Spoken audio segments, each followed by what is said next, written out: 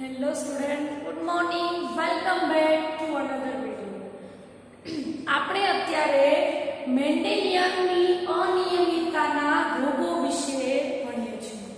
જેમાં લાસ્ટ લેક્ચરમાં આપણે રંગ અંધતા વિશે ભણ્યા હતા. આ રંગ અંધતા જ્યારે આપણે ટોપિક ચાલતો હતો ત્યારે વિડિયોના એન્ડમાં હું તમને હોમવર્ક આપતી હતી અને વિડિયો કટ થઈ ગયો હતો. તો એ રંગ અંધતાનો હોમવર્ક અત્યારે આપું છું કે રંગ અંધતા વિશે તમારે હોમવર્કમાં 2 વાર લખવાનું છે. પ્લસ મેં વિડિયોના એન્ડમાં એટલે કે જે રંગ અંધતાનો જે વિડિયો છે એના એન્ડમાં અમુક ફોટોઝ મૂક્યા હતા. એ ફોટોઝ તમારે જોવાના છે અને તમારે એ જોવાનું છે કે તમે એ રંગ જે છે એ પારખી શકો છો કે નથી પારખી શકતા. જો તમે એ રંગો પારખી શકો છો તો એનો મતલબ કે તમે રંગ અંધ નથી, અને જો એ તમે રંગ નથી પારખી શકતા તો તમારે હોસ્પિટલ જઈને ચેકઅપ કરાવવાની જરૂર છે. તો હવે આ રંગ અંધતાના અભ્યાસ પછી આજના લેક્ચરમાં આપણે મેન્ડેલિયનની અનિયમિતતાનો બીજો રોગ ભણવાનો છે જેનું નામ છે હીમોફિલિયા. શું નામ છે રોગનું? હીમોફિલિયા.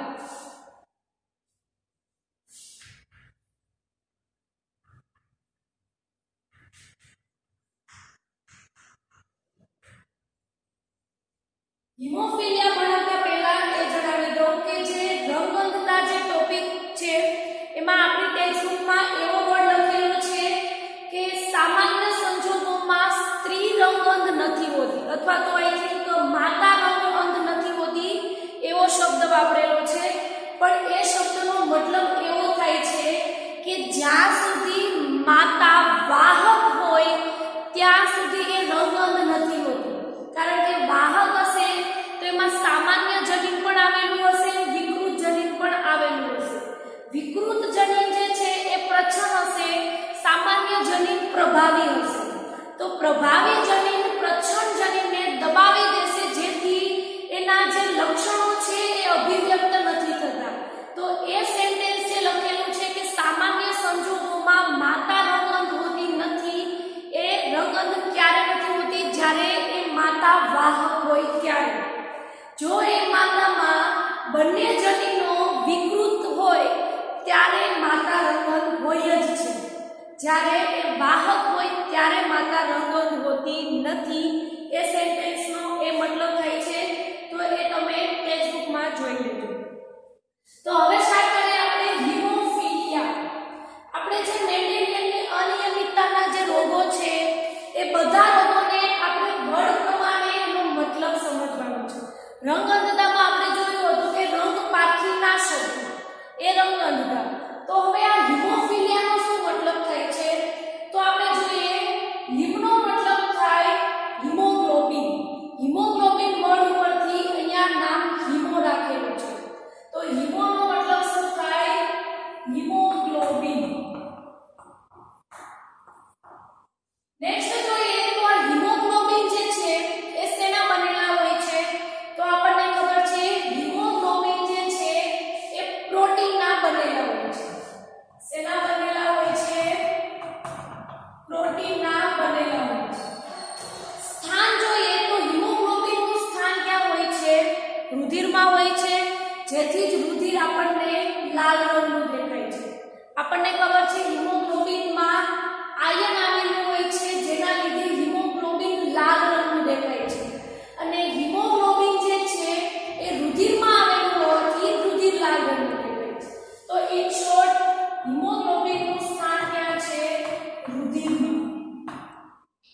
ફિલિયાનો મતલબ જોઈએ તો ફિલિયાનો મતલબ થાય બહાર નીકળવું. શું થાય? બહાર નીકળવું. યા તો હજુ એનો અન્ય મતલબ જોવો હોય તો એવું થાય ઓછું થવું. શું થાય? ઓછું થવું. એક સેકન્ડ. શું થાય? હિમોફિલિયાનો માં હિમોનો મતલબ આપણે જોયો, ફિલિયાનો મતલબ શું થાય? બહાર નીકળવું, યા તો અન્ય શબ્દ કહીએ ઓછું થવું. હવે આપણે આ બંને શબ્દોને મિક્સ કરીએ તો શું થાય?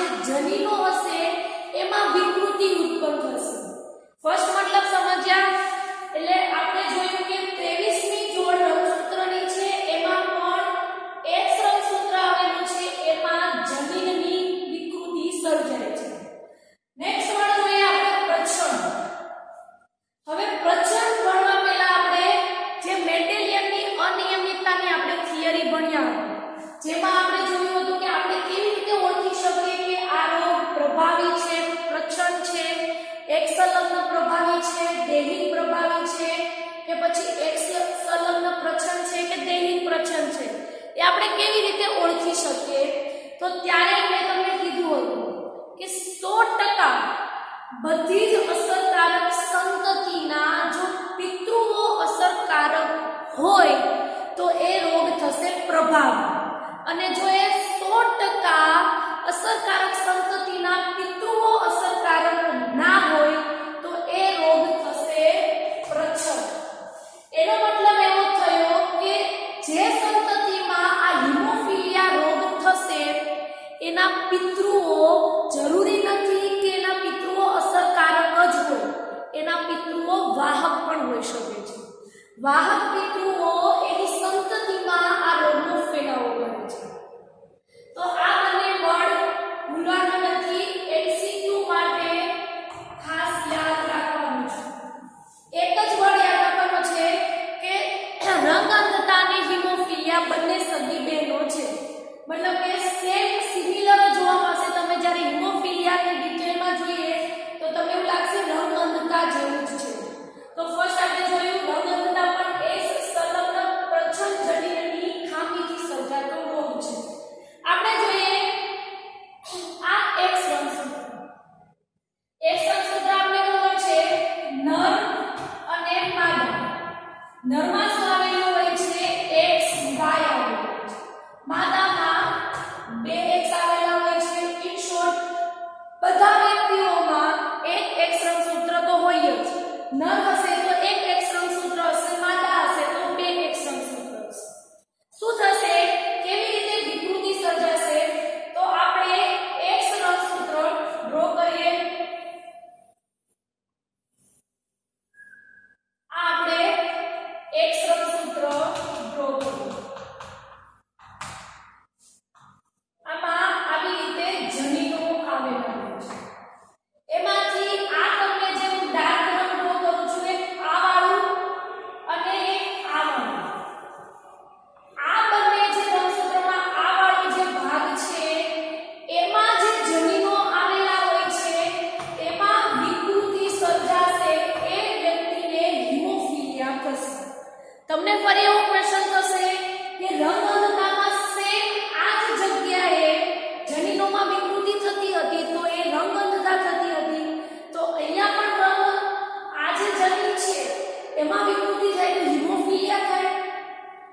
આપણે જોયું કે આ જે ભાગ છે એ ભાગમાં હિમોફિલિયા ના જે જનીનો હોય છે એ જનીનો પણ અહીંયા આવેલા હોય છે, અને રંગ પારખવા માટેના જનીનો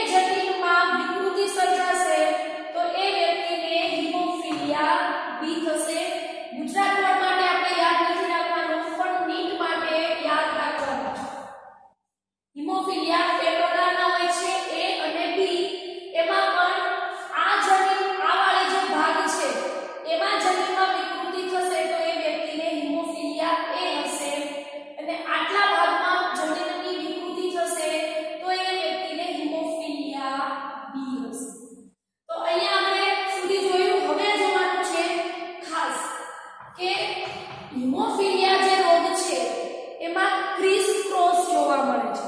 શું જોવા મળે છે? Criss cross. આપણે થિયરી પોર્શનમાં નથી લખવાનું પણ એમસીક્યુ માટે યાદ રાખવાનું છે કેવી રીતે ક્રિસ ક્રોસ જોવા મળે છે. આપણે જોઈએ, જો કોઈ માતા છે, આપણે એને ફિમેલ અહીંયા લખીએ, ફિમેલને આ હિમોફિલિયા રોગ થયો હોય તો એ રોગ જે છે એ એના પુત્રોમાં એ રોગ જે છે એટલે કે એની સંતતિમાં આવશે. તો કઈ સંતતિમાં આવશે? પુત્રોમાં આવશે. મતલબ કે મેલને થશે. અને જો મેલ હિમોફિલિક હશે તો એ જે એની જે સંતતિમાં રોગ આવશે એ ફિમેલમાં આવશે. પુત્રીમાં એ રોગનો ફેલાવો થશે તો ફિમેલમાં. આ એમસીક્યુ માટે યાદ રાખવાનું છે. આ કોઈ થિયરી પોર્શનમાં પૂછાતું નથી. એક સેકન્ડ. શું યાદ રાખવાનું છે?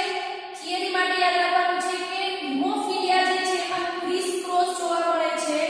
જો ફિમેલને આ રોગ થયો હશે તો એના પુત્રોમાં આવવાની સંભાવના હોય છે. અને જો આ રોગ પિતાને થયો હોય તો એની પુત્રીમાં આવવાની સંભાવના હોય છે.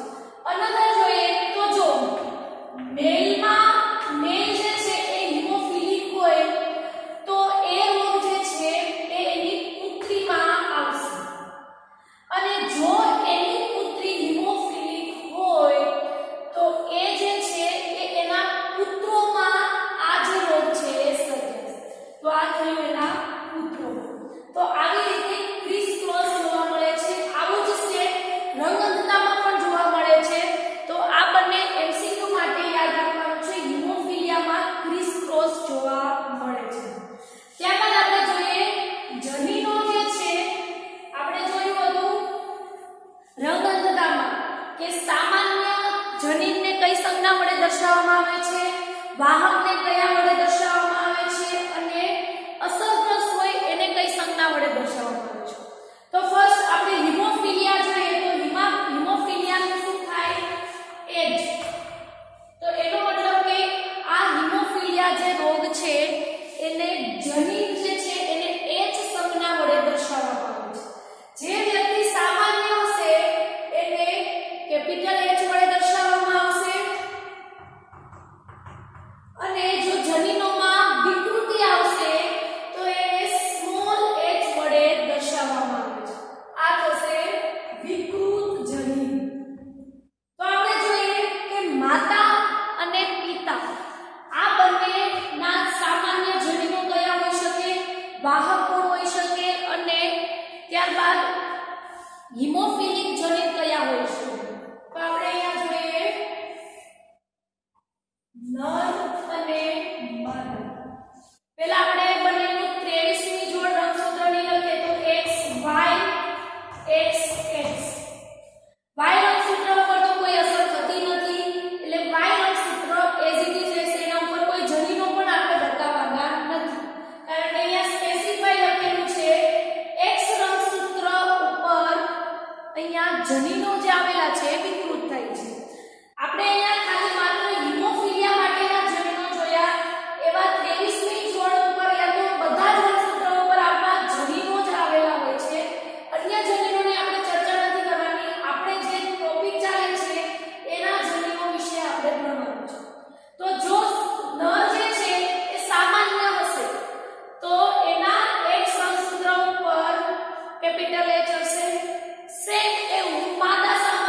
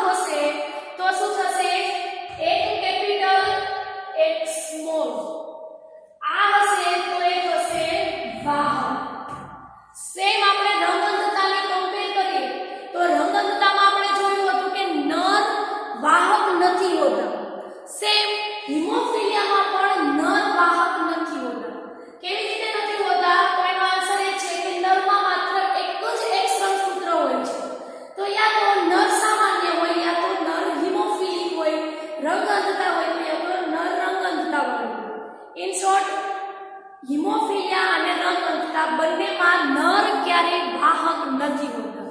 તો અહીંયા આપણે ડ્રો કરીએ XHY. તો આ જે નર છે એ હિમોફિલિક હશે અને માદા જે છે એમાં શું હશે? તો આ XH જે જનીન છે એ પ્રભાવી હશે અને XH જે સ્મોલ છે એ જનીન પ્રચ્છન્ન હશે. પ્રભાવી જનીન હશે ત્યાં સુધી પ્રચ્છન્ન જનીન છે એ અભિવ્યક્ત નહીં થાય, કારણ કે પ્રભાવી જનીન એ પ્રચ્છન્ન જનીનને દબાવી દે છે, જેથી એ અભિવ્યક્ત થઈ શકતા નથી. તો જ્યારે માદા વાહક હોય ત્યાં સુધી આપણે એને હિમોફિલિક ના કહી શકીએ, કારણ કે એમાં એક સામાન્ય જનીન પણ છે અને વિકૃતિવાળું પણ જનીન છે. જેમાં સામાન્ય પ્રભાવી છે અને પેલું પ્રચ્છન્ન છે.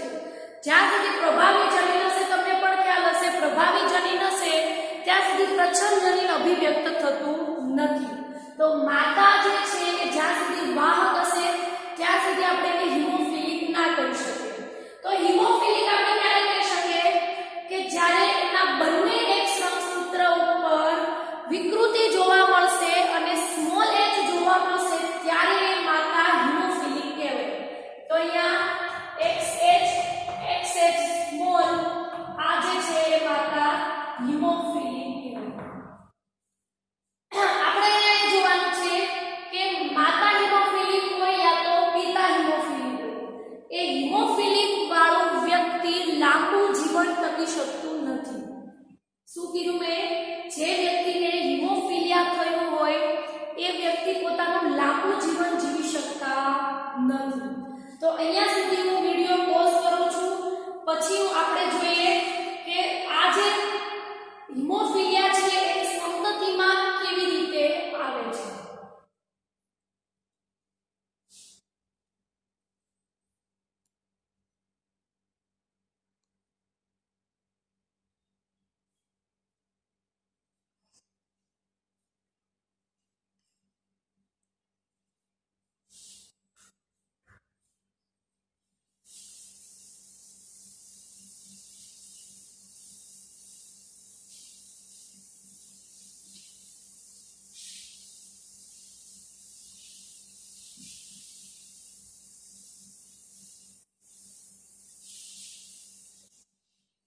ઓકે, તો તમે અહીંયા સુધી ભણ્યા તમને ઘણું ખરું લાગ્યું હશે કે હિમોફિલિયા જે છે એ રંગઅંધતાને ઘણું એવું મળી રહ્યું છે. તો હવે જોઈએ આપણે કે આ જે હિમોફિલિયા છે એ સંતતિમાં કેવી રીતે આવે છે. તો ફર્સ્ટ, જ્યાં સુધી માતા માતા વાહક હોય અને પિતા સામાન્ય હોય.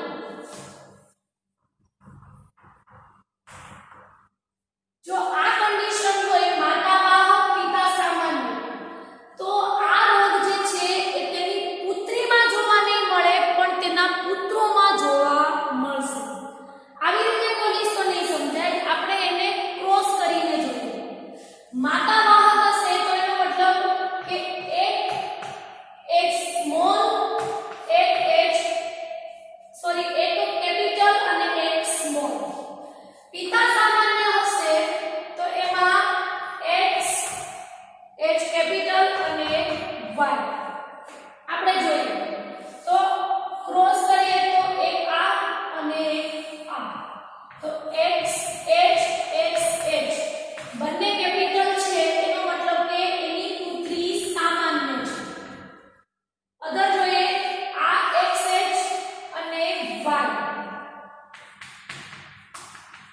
એનો મતલબ કે એનો પુત્ર સામાન્ય છે. અધર જોઈએ XH અને XH, એક સ્મોલ છે એક કેપિટલ છે. એનો મતલબ કે એની પુત્રી હિમોફિલિક નથી પણ વાહક છે. તો અહીંયા આપણે લખીએ વાહક. અને XH સ્મોલ અને Y, અહીંયા શું થશે? એનો જે પુત્ર છે એ હિમોફિલિક હશે. હમણાં જ મેં કીધું હતું કે હિમોફિલિક જે નર હશે એમાં X સ્મોલ h અને વાય એવું જનીન જોવા મળશે. શું કામ? કારણ કે નર વાહક નથી હોતા, એ યા તો સામાન્ય હોય યા તો હિમોફિલિક હોય. તો એના પુત્રોમાં આ જે જનીનો જોવા મળશે એટલે એને હિમોફિલિક કહેવાશે.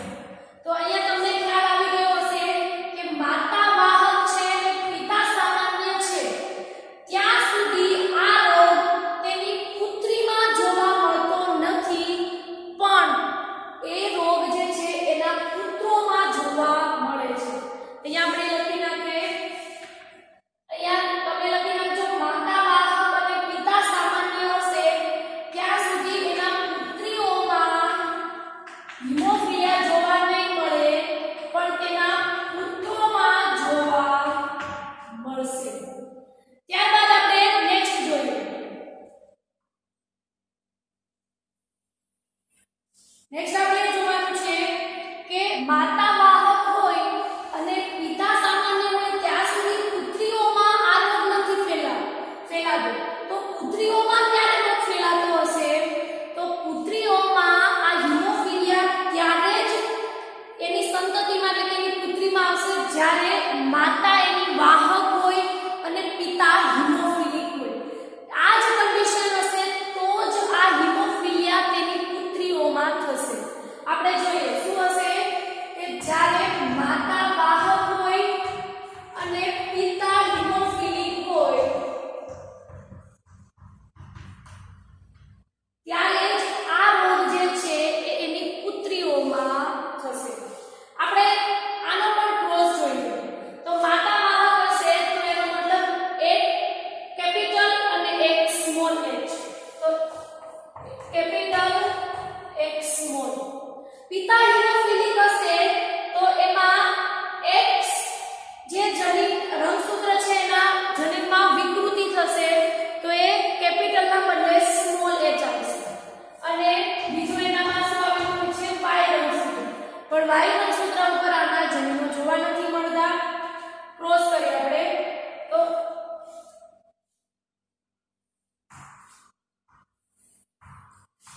એક કેપિટલ એક સ્મોલ. એનો મતલબ કે આ જે એની પુત્રી છે એ વાહક છે. નેક્સ્ટ જોઈએ x h અને y જે સામાન્ય છે કારણ કે કેપિટલ H છે તો એનો જે આ પુત્ર છે એ સામાન્ય હશે. ત્યારબાદ નેક્સ્ટ જોઈએ તો એક બંને સ્મોલ h છે. એનો મતલબ કે વિકૃત જનીન છે બંને x રંગસૂત્ર ઉપર અને બંને સ્મોલ h રંગસૂત્ર ઉપર હશે. એનો મતલબ કે બંને જનીનો વિકૃતિવાળા છે. એનો મતલબ એવો થયો કે એની પુત્રી જે છે એ હિમોફિલિક કહેવાય. શું કામ? કારણ કે એના બંને રંગસૂત્ર એટલે કે બંને x રંગસૂત્ર ઉપર સ્મોલ h જનીન છે. મતલબ કે બંને x રંગસૂત્ર ઉપર એના જે જનીનો જે છે એમાં વિકૃતિ આવી છે. તો આથી એની પુત્રી હિમોફિલિક થશે. ત્યારબાદ અધર જોઈએ આમાં શું થશે? એનો પુત્ર હિમોફિલિક થશે.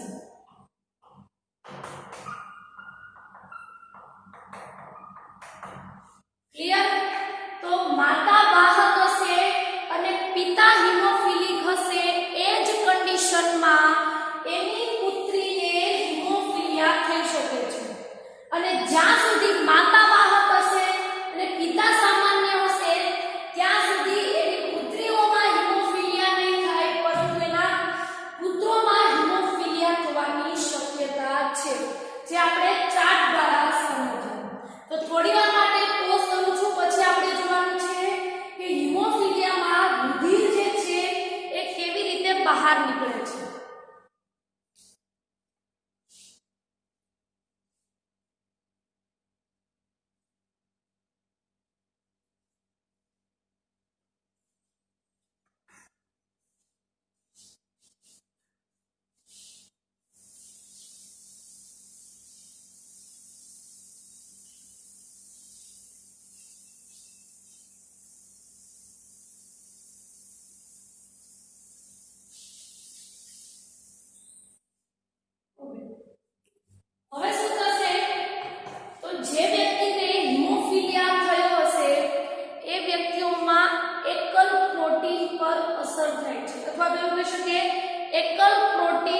અસરગ્રસ્ત થાય છે. શું થાય છે? એકલ પ્રોટીન જે છે એ અસરગ્રસ્ત થાય છે. અહીંયા આપણે જોઈએ હિમોફિલિયામાં હિમોનો મતલબ થાય હિમોગ્લોબિન. બનેલા શેના હોય છે? પ્રોટીનના. આવેલા ક્યાં હોય છે? રુધિર. તો હવે આ જે પ્રોટીન જે છે એ પ્રોટીન એકલ પ્રોટીન એમાં અસરગ્રસ્ત થશે. જેના લીધે શું થશે કે હવે કોઈ આપણને જે વ્યક્તિને હિમોફિલિયા થયો હોય એ હિમોફિલિક વ્યક્તિને કોઈ નાનો એવો ઘા વાગશે તો પણ રુધિર વહેવાનું બંધ નહીં થાય. શું થાય છે? હિમોફિલિયામાં મતલબ જ એવો થાય છે રુધિર બહાર નીકળી જાય છે યા તો રુધિર ઓછું થઈ જાય છે. કેવી રીતે થાય છે? તો હિમોફિલિક વ્યક્તિમાં જે એક પ્રોટીન આવેલા હોય છે એના રુધિરમાં એમાં એકલ પ્રોટીનને અસરગ્રસ્ત થાય છે. જેના કારણે જે વ્યક્તિને હિમોફિલિયા થયો હશે એને કોઈ નાનો એવો ઘા વાગશે તો પણ રુધિર વહેવાનું બંધ નહીં થાય.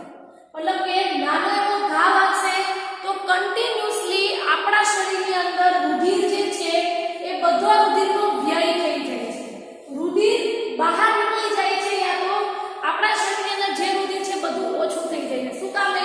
કારણ કે હિમોફિલિકમાં આપણા શરીરના જે રુધિરમાં એકલ પ્રોટીન હોય છે એને અસરગ્રસ્ત થાય છે. મતલબ કે એની ઉપર અસર થાય છે જેના લીધે નાનો ઊંધો ઘા વાગશે તો પણ આપણા શરીરમાંથી બધું રુધિર જે છે એનો વ્યય થઈ જાય છે. એટલા માટે જ જે હિમોફિલિક વ્યક્તિ હોય એ લાંબુ જીવન જીવી શકતો નથી. એનું કારણ જ આ છે કે નાનો ઘા વાગશે તો એના શરીરમાંથી જેટલું રુધિર છે એ બધું બહાર નીકળી જશે. તો નોર્મલી શું થતું હોય છે કે જે સામાન્ય માણસ હશે જેને હિમોફિલિયા નથી થયું એ વ્યક્તિઓમાં જેમ કે આપણે છીએ તો આપણને નાનો ઊંધો ઘા વાગશે તો શું થશે? થોડી વાર રુધિર વહેશે પછી જ્યાં વાગ્યું છે ત્યાં રુધિર ગંઠાઈ જાય છે.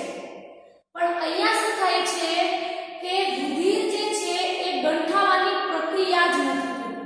રુધિર નહીં ગંઠાય ત્યાં સુધી રુધિરનો વ્યય જ થવાનો છે. તો અહીંયા જે હિમોફિલિયા વાળો વ્યક્તિ જે છે એમાં રુધિર જે છે એ ગંઠાતું નથી. આપણને ખ્યાલ છે આપણે 11મા ધોરણમાં ભણેલા છીએ કે જ્યારે આપણને કંઈક વાગે છે ત્યારે આપણા શરીરમાં જ્યારે રુધિરનો વ્યય થતો હોય છે ત્યારે રુધિરની ગંઠાવાની પ્રક્રિયા થતી હોય છે. પણ એ સામાન્ય માણસમાં હિમોફિલિયામાં આ રુધિર ગંઠાવાની પ્રક્રિયા નથી થતી. જેના લીધે જે હિમોફિલિક વ્યક્તિ છે એને રુધિરનો વ્યય વધુ ને વધુ થવા માંડે છે. તો આ એમસીક્યુ માટે ના ભૂલાવવું જોઈએ. હિમોફિલિયામાં હિમોફિલિક વ્યક્તિને શું થાય છે તો એના જે રુધિરમાં એકલ પ્રોટીન હોય છે એ અસરગ્રસ્ત થાય છે. જેના કારણે નાનો ઘા વાગવાથી પણ જે રુધિર છે એનો વ્યય અટકતો નથી અને કન્ટિન્યુઅસલી રુધિરનો વ્યય થવા માંડે છે. જેથી શરીરમાં રુધિર ઓછું થઈ જાય છે અને રુધિરની ગંઠાવાની પ્રક્રિયા થતી જ નથી. ત્યારબાદ આપણે હજુ એક એમસીક્યુ માટે યાદ રાખવાનું છે. એક રાણી વિક્ટોરિયા હતી અને રાણી વિક્ટોરિયાના કુટુંબના વંશાવલી પૃથ્થકરણનો જ્યારે ચાર્ટ બનાવવામાં આવ્યો હતો ત્યારે ખબર પડી હતી કે જે રાણી વિક્ટોરિયા જે છે એ આ હિમોફિલિયા નામનો જે રોગ છે એની વાહક હતી. ફરીથી રિપીટ કરું છું. એક રાણી વિક્ટોરિયા હતી. આ રાણી વિક્ટોરિયાની જે સંતતિઓ હતી એ સંતતિઓમાં મોટા ભાગે બધા વ્યક્તિઓ યા તો વાહક હતા યા તો એને હિમોફિલિયા થયેલો હતો. ત્યારબાદ એને આજે કુટુંબનો વંશાવલી પૃથ્થકરણનો ચાર્ટ જે છે એ બનાવવામાં આવ્યો અને ત્યારબાદ ખ્યાલ આવ્યો હતો કે રાણી વિક્ટોરિયા જે છે એ આ રોગની વાહક હતી. તો આપણે જોઈએ રાણી વિક્ટોરિયા જેના કુટુંબનો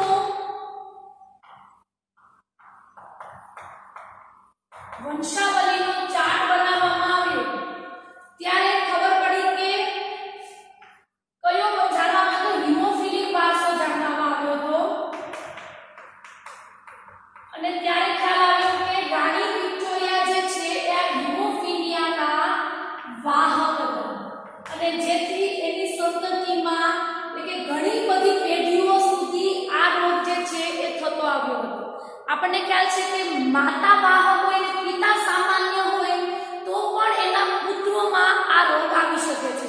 તો આવી રીતે રાણી વિક્ટોરિયાની ઘણી બધી પેઢીઓ સુધી આ રોગ જે છે તે થતો આવ્યો.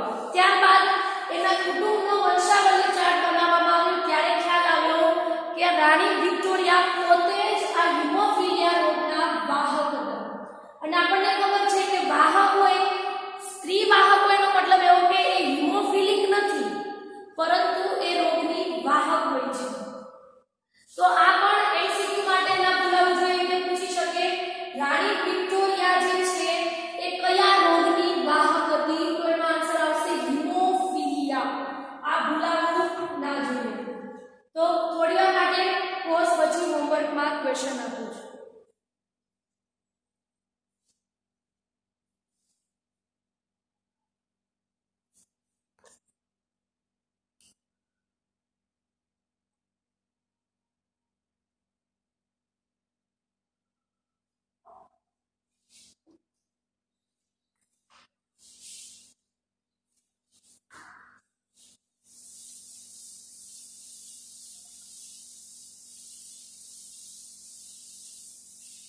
હિમોફિલિયા રોગ તમારે યાદ રાખવામાં સાવ ઈઝી થશે.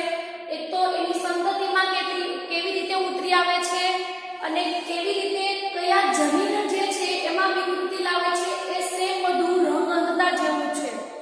અને આ રોગનો મીનિંગ શું થાય છે એ આપણે વર્ડ ઉપરથી જ સમજવાનું છે. હિમોનો મતલબ થાય હિમોગ્લોબિન બનેલા પ્રોટીનના હોય છે, સ્થાન રુધિરમાં હોય છે. ફિલિયાનો મતલબ થાય બહાર નીકળવું, ઓછું થવું. મતલબ કે આ રોગમાં રુધિરનો વ્યય થાય છે એટલું યાદ રાખવાનું છે. અને જે વ્યક્તિને હિમોફિલિયા થયો હશે એને નાનો અમથો ઘા વાગશે તો પણ એના શરીરમાંથી રુધિર બહાર નીકળવાનું હોય છે. તો હવે હોમવર્કમાં ક્વેશ્ચન આપું છું. હિમોફિલિયા એકવાર લખવાનું છે. ઓકે, તો નેક્સ્ટ લેક્ચરમાં આપણે સિકલ સેલ એનિમિયા જે મેન્ડેલિયનની અનિયમિતતાનો એક અન્ય રોગ છે એના વિશે આપણે નેક્સ્ટ લેક્ચરમાં ચર્ચા કરીશું. એ પહેલા રંગઅંધતા અને હિમોફિલિયા જે છે એ સરખા પ્રિપેર કરી દેજો એટલે અન્ય રોગો જે છે એ બધાનું મિક્સિંગ ના થાય એટલા માટે.